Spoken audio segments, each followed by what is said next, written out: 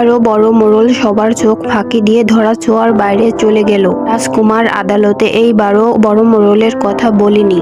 বড় মোড়ল আবার কি এমন করতে চাচ্ছে যে আদালতে রাজকুমার বড় মোড়লের কথা বলেনি। অন্যদিকে বড় মোড়লের লাঠিয়ান বাহিনী বলছে, আপনি কি এমন করতে চাচ্ছেন? তখন বড় মোড়ল বলছে, এইটা সময় আসলেই জানতে পারবে। বড় মোড়ল কি এমন বলতে চাচ্ছে আর করতে চাচ্ছে যে সময় আসলে সবাই জানতে পারবে। বড় মোড়ল অনেক চালাক একজন মানুষ, সে প্রতিবার মানুষের চোখ ফাঁকি দিয়ে নিজের নাম সামনে আসতে দেয় না।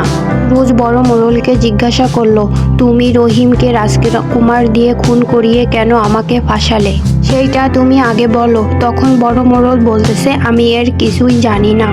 এইবারও বড় মোড়ল সোহাগের সাথে সুরুজের শত্রুতা বাড়িয়ে দিচ্ছে। সুরুজ কি এইবার জানতে পারবে এর পিছনে বড় মোড়লের হাত রয়েছে? ওদিকে মাস্টার সুলতানার সাথে কথা বলছে, তখন মাস্টার শুধু প্রেমের কথা বলতেছে। তখন সুলতানা বলে, আমি কোনোদিনও আপনার সাথে প্রেম করব না। তখন মাস্টার বলে যে আমি অনেক কষ্ট পেয়েছি। অন্যদিকে সোহাগ বলছে, আমি মোড়লকে এমনভাবে শিক্ষা দেব। কি শিক্ষা দেবে মোড়লকে? সত্যি কি পারবে বড় মোড়লকে শিক্ষা দিতে?